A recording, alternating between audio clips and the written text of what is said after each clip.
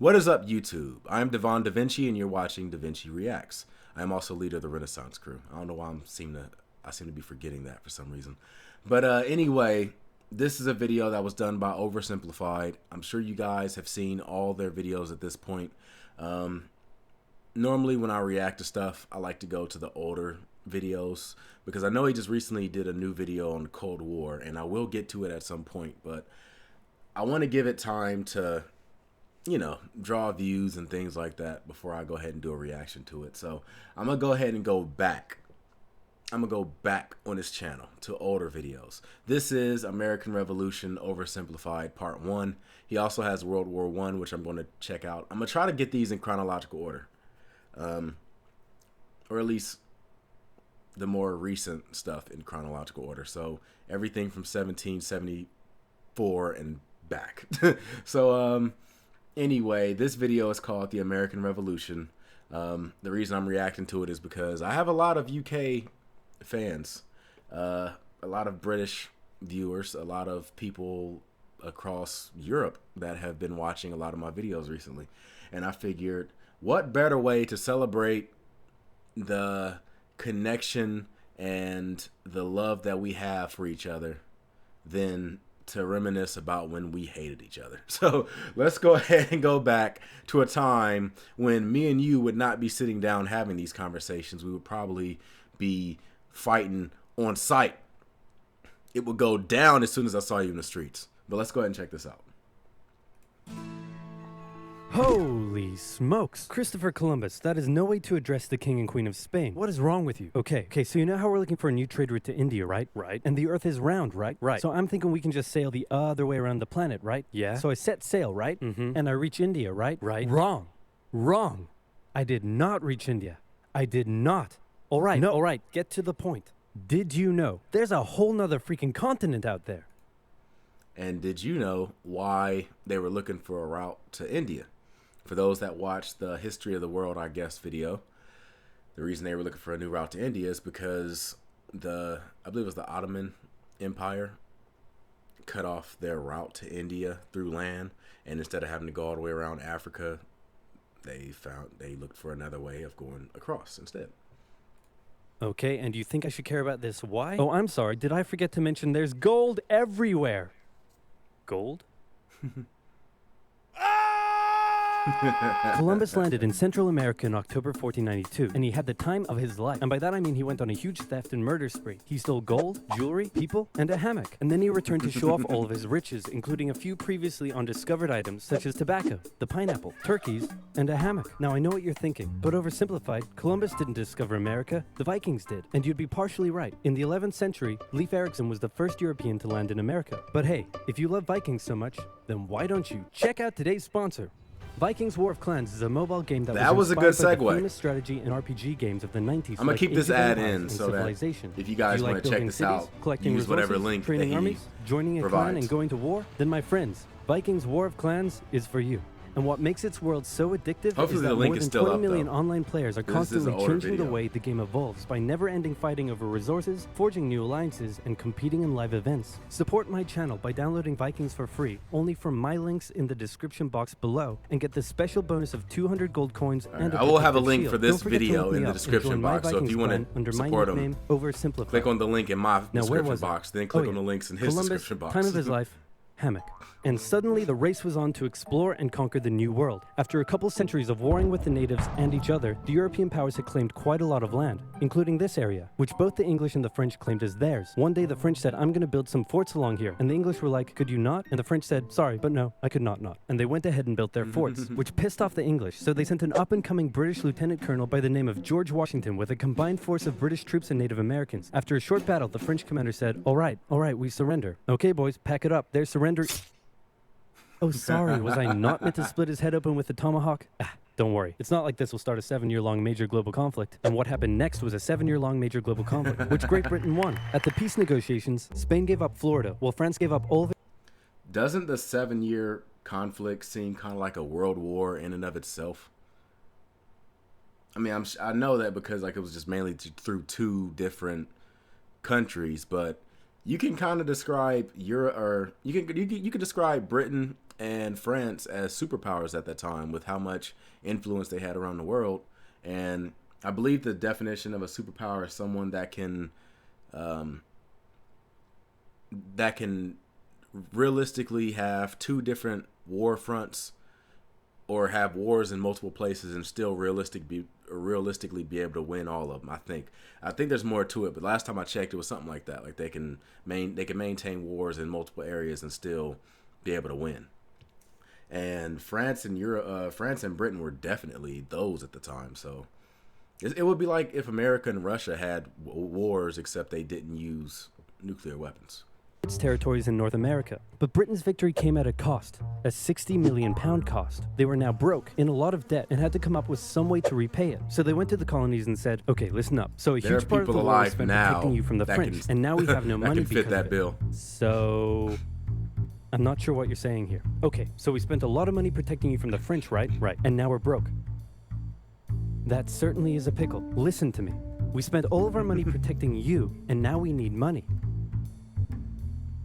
Can you please pay us back some money? No. Okay, we're just going to go ahead and tax you. In 1764, Britain introduced the Sugar Act, forcing the colonists to import sugar and molasses exclusively from the British and to pay duties on them. Then a year later, they introduced the extremely controversial Stamp Act, and it worked a little something like this. Hello, shopkeep. Hello, Mr. Bungleberry. Here's the deed for your new shack. Stamp. That'll be 3 pence, please. Wait, what was that? Just do the paper It's the new tax. I get a stamp on any paper or documentation I make, and you have to pay for it. Would you like to see this pamphlet that explains everything? Yes, please. Okay. Stamp. 2 pence, please. This is awful. You know what? Just give me a deck of cards so I can go gamble my pain away. Okay. No. Don't do it. Stamp.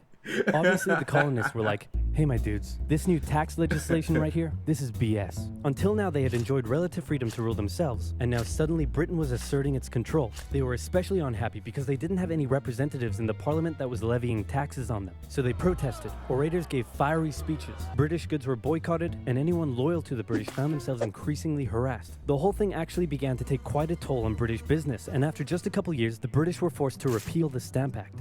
But we still desperately need money. What should we do? We could try taxing the colonies. Great idea. Wait, didn't we literally just try that and it failed miserably? Man, look at me. I look fabulous. Have you ever seen such a handsome boy? No siree, Georgie. No way. You're the handsomest, smartest, most popular king that ever lived, and everybody likes you. You're doing such a good job. Your Majesty? Oh, it sounds like that Smiley skit from Get the hell out. So in 1766, the British made a declaration saying, we can do what we want because we're in charge and you can all go suck it. Then they levied a whole bunch of new taxes on the Americans via import duties. Glass? There's a tax for that. Lead? There's a tax for that. Paper? Tea? Oil? There's a tax for that. And once again, the Americans boycotted British goods, British business felt the pinch, and the British had to back down. All right, this is ridiculous. They're my colonies, and I have to be able to assert my control. Repeal all the new taxes except for the one on tea. Also send 1,000 troops to Boston to take control. Oh, and make the colonists pay for them. And as British troops arrived, the tension in Boston was palpable. You could cut it with a knife, and it was all about to come to a head. Cliches on March 5th, a band of tension. local patriots began heckling a British guard at the customs house. More and more Americans joined in the heckling, while more British troops turned up in support of their comrade. Snowballs were thrown at the British. The snowballs turned to rocks, the rocks to oyster shells. The soldiers, outnumbered, panicked. One thing leads to another, and you can see where this is going. 5 civilians were killed. The Patriot press throughout the colonies declared the Boston Massacre an unwarranted crime committed against the people of Boston by the cruel British, and the anger continued to grow. A British revenue schooner that ran aground in Rhode Island was burned by the locals. When it came to light that the governor of Massachusetts supported the suppression of the colonists, his house was burned by the locals. And next, the colonists would set their sights on the remaining tax on tea. On December 16, 1773, a band of patriots known as the Sons of Liberty disguised themselves as Native Americans, marched down to Boston Harbor, boarded a British merchant ship loaded with tea, and in front of thousands of spectators threw nearly 10,000 pounds of tea overboard. The British were disgusted, and they punished Massachusetts with a vengeance. They dissolved its General Assembly, revoked their charter, and sent 3,000 more troops to occupy the city, meaning Boston and Massachusetts were now essentially under the direct rule of Great Britain. And oh boy, were the people pissed. The other colonies saw what was happening and worried they might be next. So they called a brain trust to decide what to do. 56 delegates from 12 colonies gathered and met in Philadelphia at the First Continental Congress, and the roll call read like a who's who of America's finest thinkers. I'm talking lawyers extraordinaire Johnny A. and Johnny J, experienced military commander George Washington, businessman and future alcoholic beverage Samuel Adams, fiery orator Patty H., guy who married a rich lady, Big J. Dickinson. And while they weren't present at the first Congress, soon names like James Madison, Benjamin Franklin, Thomas Jefferson, and much later Alexander Hamilton would all serve time in the Continental Congress. The question now, though, was what to do about the British. After much bitter debate and disagreement, they eventually agreed on an amazing solution. They would simply ask the British to stop. Can you stop? No. It didn't work. Okay, then tell the local militias to start arming and be ready at a minute's notice. And across the colonies, these Minutemen stood ready for the beginning of the American Revolutionary War. Now, having your colonies in open rebellion is one thing. Once they start arming themselves, that's when it really hits the fan. So British General Thomas Gage ordered 700 troops from Boston out into the rebel-controlled Massachusetts countryside. I just want to make a quick analogy. It's amazing. Like, if you actually do study up on the American Revolution, it's actually crazy how many parallels there are between the American Revolution and the Cold War, mainly like Vietnam, because you got one side that is, well, it's a little bit different because Vietnam was two different parts of a country trying to unify a country as like one under their rule, pretty much, whereas America was under British rule, but it was just fighting against it. But the thing is, like, it was a small colony, like it wasn't a large country or anything like that. It was someone that was financed by the enemies of, or the rival of the people that was in control of it. So it's kind of the same as like America going to some other country, like let's say a Middle Eastern country, and financing a rebel, not necessarily a coup d'etat, but financing some type of rebel faction to overthrow their government. That's pretty much what France did with us. And it's also amazing that we became allies with Great Britain relatively quickly. I mean, 1812 was a war also, but up until like the World Wars, like I guess it was a little bit over 100 years, but still, we became very close friends. I would be willing to say that Great Britain, along with Canada, are probably like our biggest allies. Well, the same thing I guess could be said about people that we fought against too. Like, I don't think we're really that antagonistic with Vietnam, and we're very close with Japan and Germany. So it's weird. Like, wars can be fought over like just about anything, but then over time people just sit back and become friends again. To destroy stores of arms and ammunition held by the rebels in Concord, the British set out in the middle of the night. Patriots including Paul Revere rode ahead to warn that the British were coming, giving the rebels time to prepare. The two sides met in Lexington as the sun began to rise. They faced off against each other, and in the confusion, somebody shot first. The shot heard around the world marked the beginning of the American War of Independence. The rebels were outnumbered and had to fall back to Concord as the British split up to search for rebel supplies. However, more and more Patriot rebels kept showing up, and this time it was the British who were outnumbered as more fighting kicked off in Concord. The most professional army in the world was forced to flee back to Boston at the hands of local, poorly trained militiamen. And all along the British route back to Boston, Patriot rebels continued to gather and open fire on the retreating British. When the British reached Boston, the rebel militias surrounded them. Boston and the British were now under siege as small land and naval skirmishes continued around the city.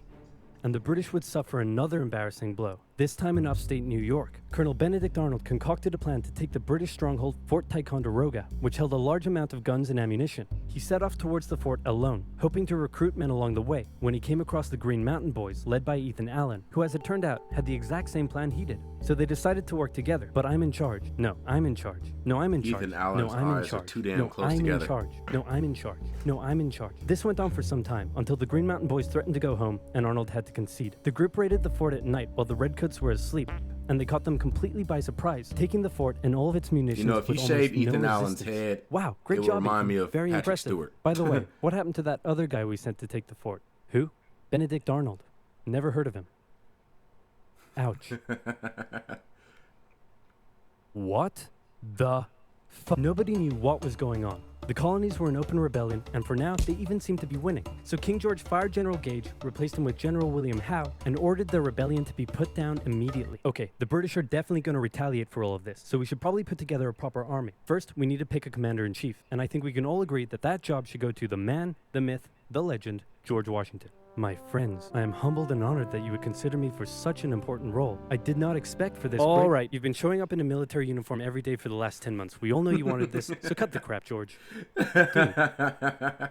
Uncool. So Washington began his journey up to Boston to take command of the newly established Continental Army, just as the British made their first major attempt to break the siege. Hey, they made part of plans being to take the high successful ground is on to Bunker play the Hill, role. but spies warned the Continentals of the British gotta plans, dress so for they fortified success. Bunker Hill and Act set like up you're defensive successful. positions on nearby Breeds Hill. The day of the battle came, and as the British advanced, a barrage of Continental gunfire was opened up on them. Twice they tried to climb the hill, twice they were pushed back. The battle lasted 3 hours until the Continentals finally ran out of ammunition and had to retreat, allowing the British to take the hill. While technically a British victory, they suffered nearly 1,000 casualties to the Continentals' 400. The colonists showed the British that this wasn't just a rebellion, it was war, and they were ready for it. But one thing they weren't sure about was Elephant why butt. they were fighting. While some radicals were starting to throw around the I word, most hoped to eventually repair their relationship with Great Britain. So they sent a letter to King George saying, "Hey man, looks like things aren't going your way. Remove the taxes and let's be friends? I'm gonna kick your ass." Send that to the colonies. Your Majesty, your handwriting is terrible. Are you sure? Just do it. What does it say? He's gonna lick my... Gross. So for the remainder of the year, small engagements continued to occur around the colonies. The British burned down the towns of Falmouth, Massachusetts and Norfolk, Virginia as revenge for earlier anti-British incidents. These actions played right into the hands of patriot propaganda. Overseas, the British were seen King as George brutes, and the is French a big and Spanish sugar would soon tit. begin sending supplies to the rebel cause. During this time, there was also minor fighting going on between patriot and loyalist militias in the southern colonies. Benedict Arnold was still on a mission to win some personal glory for himself, so he headed up an attempt to invade Canada in a two-pronged attack. The Continentals managed to capture some British forts and the city of Montreal, but a harsh snowstorm with some smallpox on the side saw them defeated and pushed back at Quebec City, and they were forced to retreat all the way to Fort Ticonderoga. Speaking of which, remember all those guns and ammunition? Well, this guy's got a plan for what to do with them. He uses oxen to drag 120,000 pounds of artillery for 2 months through the harsh winter, 300 miles all the way to Washington and his Continental Army surrounding Boston. Boom.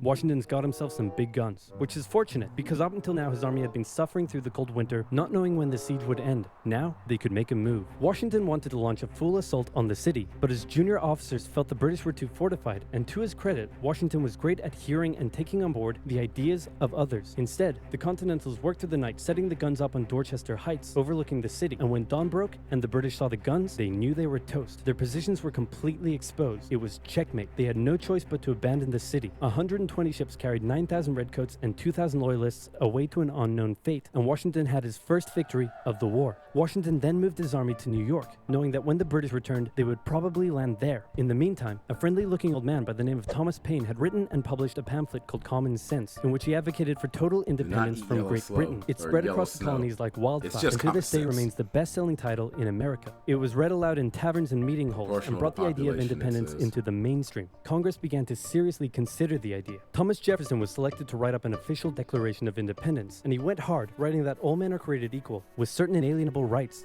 including life, liberty, and the pursuit of happiness. Of course, Jefferson had over 100 slaves, but we don't have to talk about that. On the 2nd of July, Congress voted unanimously people in favor of created independence, and John Adams declared that the 2nd of July would go down as the most remembered day in American history. Then a couple days later, independence actually came into effect. The United States of America was born. There was no turning back now. The Americans tore down a statue of King George in New York and melted him down into 42,000 musket balls. To the British, it was treason, and if the king had his way, Washington and all of Congress would be hung. Speaking of the British, guess who's back? The king sent an intimidating force of 130 warships and 25,000 men to New York. Washington knew that taking on the most powerful military in the world wouldn't be easy. The British set up camp on Staten Island as the Americans dug into defensive positions around Brooklyn Heights, waiting for an attack to come. But the British just waited, wearing down their opponent's nerve while building their own strength. At one point, they launched a big scary artillery barrage and then said, you know, if I was you right now, I'd probably sue for peace. But Washington told them to shove it. The Americans kept holding out for what was coming, and when they finally hit, they hit hard. 15,000 British troops approached the American position, and the two sides fired on each other in massive rows. But what the Americans didn't realize was they were only fighting a decoy. The main British force was going around to flank the Americans from behind, and when they arrived, they inflicted heavy casualties. The Americans panicked and retreated back to Brooklyn Heights, where they then found themselves trapped between the British army and the river. It looked as though the war was already lost, but luckily, instead of attacking, the British decided to dig in for a siege, and then a thick fog set in, allowing Washington's army to escape across the river unimpeded. The British continued to chase and engage the Americans at Manhattan, and the Americans suffered defeat after defeat after defeat. It was a disaster. Washington's leadership was called into question, as thousands of American POWs were left to rot as traitors. Washington's army fled through New Jersey all the way down to Pennsylvania. Rarely had an army been so badly beaten, yet survived to fight another day. All of this is from the influence of colonialism. It's crazy. This stuff started back in the 1400s, and it still has an impact today, to the point where we're still, like, we still have revolutions and stuff going on because of the influence of colonialism, with Great Britain and France and a lot of European countries, and even America to some extent. We've got a little bit of our colonialism in too. Yeah, it always seems like it's always like either like a couple of large spheres of influence, whether it's nations or whatever it is, and they have influence over smaller nations, and they like either fund revolutions or they support the regime in place that as long as if they have like an ability to have influence in that territory, they'll support that whatever's in charge. And like I said, now we've just gotten a position where people are starting to fight against the puppet governments and are starting to try to like get their own independence for their countries and things like that. I mean, it's going to be a minute, but at some point we're going to get in a position where everybody is, well, we'll never get in a position where everybody's satisfied with what they got, but we'll get in a position where there won't be any, I take that back, because there will always be influence as long as if there's countries that have the power to do influence, there will always be influence that they will have over somebody. Whether, like I said, whether it's funding something or whether it's backing a certain regime that is going to support what they want no matter what, it's always going to be there. I have heard people try to make very bad arguments trying to relate like the American Revolution with the Civil War and trying to compare the Confederates to George Washington and the rebels that started the country. And the thing is, they don't seem to understand that when it comes to the winning side, they're the ones that are going to influence who the traitors are. If America had lost the American War, George Washington to rebels would have been seen as a hero, but to the loyalists, he would have been seen as a traitor. Bottom line. It's the same thing with the Confederates. That if they had won, somebody like me or my ancestors, well, I'm assuming ancestors, I'm hoping they were on the right side of history, they would have been seen as rebels. They would have been seen as, well, I can't say traitors, because in order to be a traitor, I think you have to, your side would have had to have been a country. So, like I said, I don't think that if America would have lost the Civil War, like the people that supported the Union would have been seen as traitors. They would have been seen as rebels, or not rebels. They would have been seen as loyalists. But yeah, the thing is, the Confederates did secede from the Union. They did declare war on America, and the people that look at them as like patriots and heroes and things like that, it's the furthest from the truth. They are literally traitors to the country. Like, if you look at Benedict Arnold and think that he is a traitor, there's no way you can't look at like Stonewall Jackson or Robert E. Lee and them and see them the exact same way. Now, I know people will sit there and be like, all right, well, Robert E. Lee, he didn't support slavery and this, that, and the other. And I don't know whether that's true or not. I mean, I've done some research, but I haven't done enough to actually put my stamp of approval on anything because, like I said, I haven't looked at it enough. But whether he was or wasn't, the fact of the matter was he was fighting on the Confederate side, and it doesn't matter what his positions were, he was still with a side that declared war on America and killed American soldiers. Matter of fact, it's the most deadliest war in American history. So they've probably killed more Americans than the Germans or the Japanese or anybody. That's all I wanted to let you guys know about. There's more to discuss about that. And please don't get into my comment section talking about the Civil War was about states' rights and this, that, and the other, because that is literally trying to phrase an issue in a way that you're trying to hide your real intentions. Or not your real intentions, but their real intentions. States' rights was that they were fighting for states' rights to have slavery, period. All you have to do is look at the states' declarations of secession, and you will see what the reason they declared war for. And a majority of them was for slavery, primarily for slavery. So you can sit here and be like, oh, well, they fought for states' rights. Yeah, but states' rights to do what? That's like a person, a good influence. A good example. It's kind of tough to come off the top of my head, but it's like a person going around and murdering people, and they get caught and they go to trial, and the person gets on the stand and goes, oh, but what I really did was I was fighting for people's ability to, well, I was against people's ability for breathing toxic air. So me killing them made them, even though I killed them, they didn't breathe toxic air anymore.